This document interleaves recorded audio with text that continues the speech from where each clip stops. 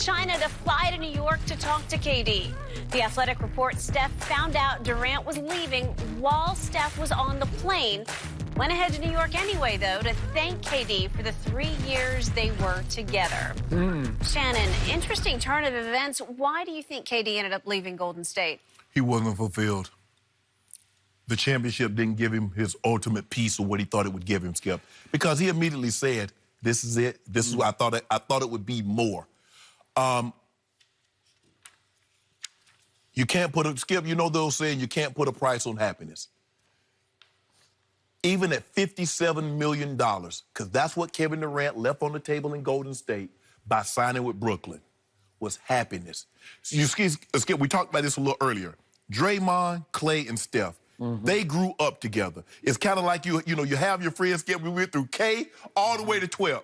And then there's this other guy that came in your sophomore year of high school. Yep. He cool and all. He good. I mean, we play ball together, play football, basketball, ran track. He cool. Yep. But he's not like the one that we grew up together with. That's what KD had in OKC. He and Russ. He and Serge Ibaka. Skip, they grew up together. I believe had he won that, that would have gave him more peace, more inner peace than what he got at Golden State. I agree. He just could never get that. And it wasn't until it became too late that the fans started to give Kevin Durant the praise, the adulation, and the appreciation that he sought. Because it wasn't until they got down 3-1 and the rumbling started to grow that KD was coming back. And then they saw what he did in that game 5 in the first 12 minutes of the game. Then they realized just how special Kevin Durant was. Because they had Steph, and Steph wasn't even coming close to doing it by himself. It was that guy. Skip, we said this. Look, they were a great team before KD, but in a 7-game series, that 7-foot monster made them virtually unbeatable because they had no answer for him. Because you're like, when things are going haywire, because remember that game 3 against Cleveland, the second time around, Steph finished with 10 points. I think Clay had 11 or 12. It was KD in that 43 that when the Cavs tried to go get further and further out, it was KD 3, KD with a post up. Skip, he couldn't get what he wanted. Yes, he wanted a title, but he wanted more. And that title couldn't fulfill that quench, that desire to be loved, to be appreciated, and to do it with friends. It's something said about Skip going on. I mean, because normally when people go, they go like, if you got, well, you ain't got any friend. Just I'm your only friend. Me and Ernestine, the only friends you got. It's like if you want to go do something, you like, I want to go do it with my best friend. Not 2 guys that I just started meeting, just started working with at work over a year ago. I want guys that grew up with to go along on this ride. He says, I want my best friend, Kyrie and DeAndre. I want them to experience, I want to experience what I had in Golden State, winning a title, but I want to experience it with them. KD and Steph, when they intersected, Skip was at different stages of their life. Steph Curry was married with a beautiful wife, had 2 little girls. You remember, Skip? Riley Curry became a meme because every night after the game, Steph Curry would bring out there and sit up, and she'd be sitting on the dad's lap looking, holding court. KD got there. KD was single. So they're at different stages of their life, and it's reported in this article very well. Marcus Thompson, Skip, he said, it is a terrific piece. You can go out with Steph, but Aisha, his family, some friends, close associates. And Skip, you know, when guys go out, we want to talk about things. We don't want mama and we don't want family members and everybody to be around privy to what we talking about. That's just the way it goes. Nothing wrong. Hey, I have no problem with the way Steph conducts his business. But I'm just telling you, as men, when we go out, we talk about things that women do not need to be, we don't want them around to hear. So that's why Kevin Durant. Speak for yourself, but it's okay. Or whatever. Ernestine don't want to be around you when you talking all crazy. Talking about number 2, she calls him Kawhi. I know. But anyway. She does. She loves it. She still loves it. But Skip, what he couldn't get in Golden State, now he can get in Brooklyn, is that the ability to win a championship with friends.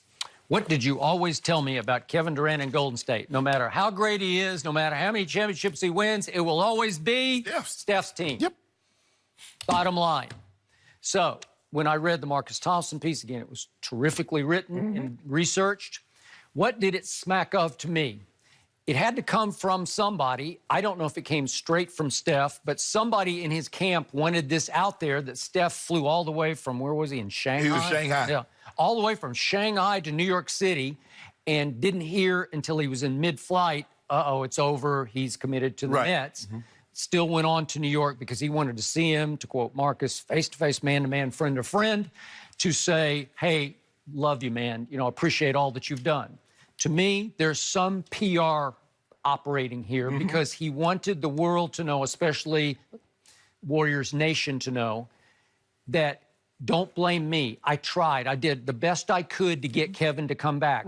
Don't put it all on me because we never quite clicked. Okay? Yeah, they shouldn't skip. He got out of the driver's seat and got in the passenger seat. So KD could drive. He did.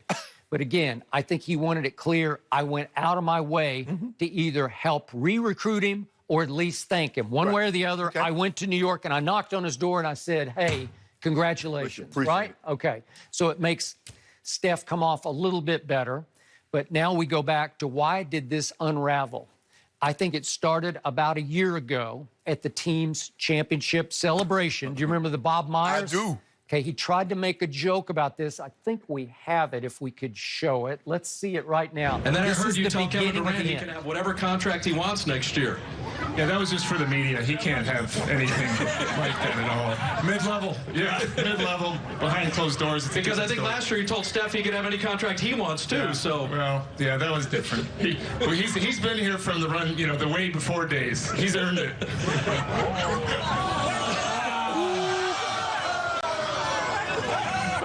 And there ended the Warriors' cohesion right there. So much for chemistry. That's when it began.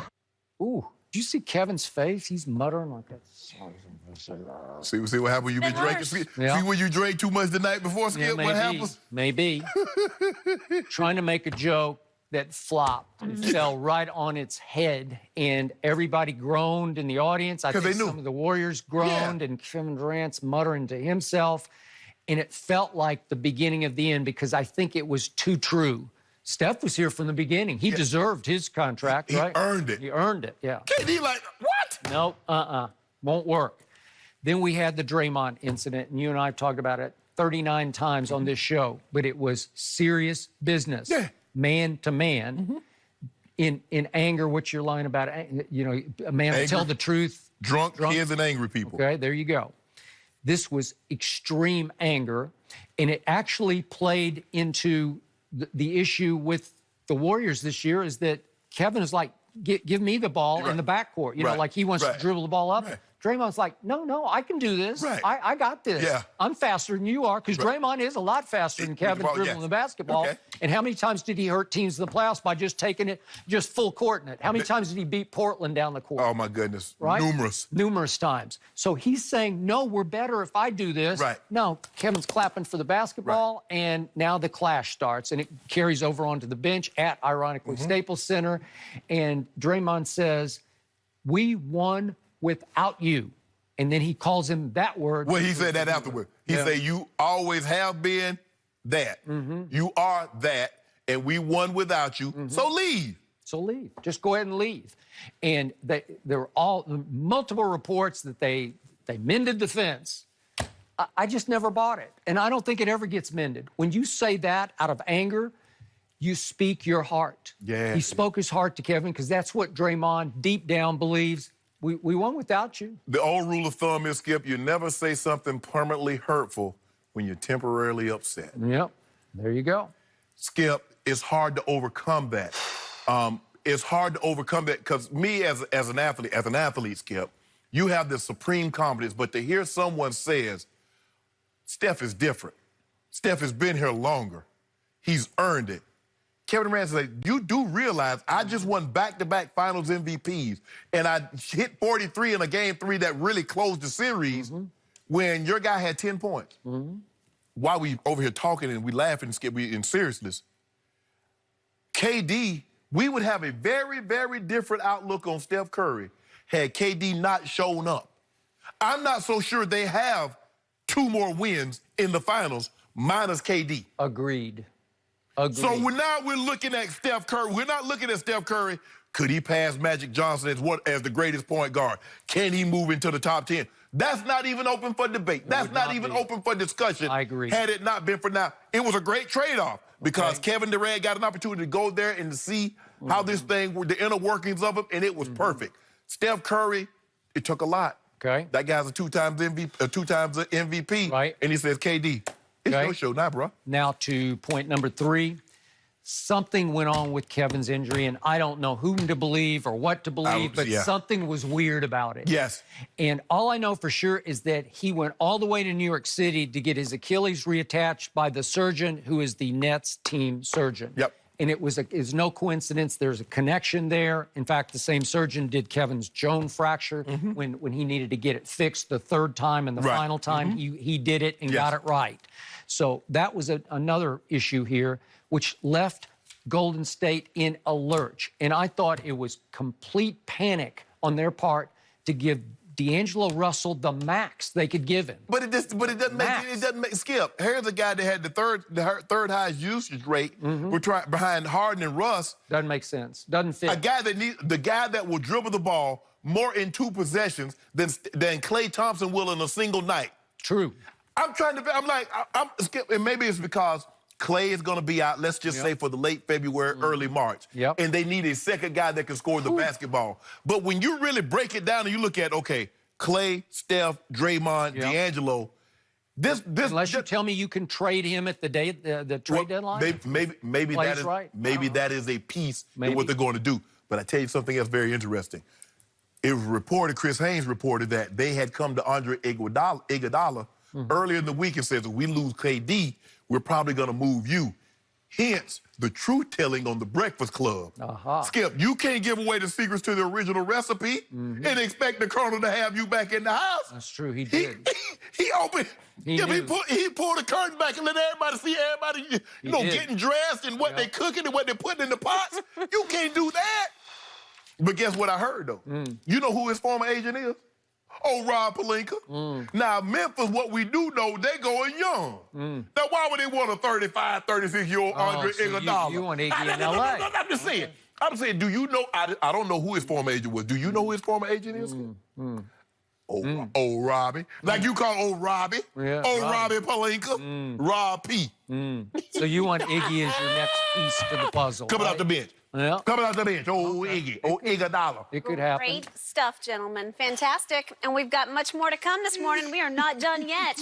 Are the Sixers now in control of the East? We'll discuss that one up next. I know who controlling the NBA.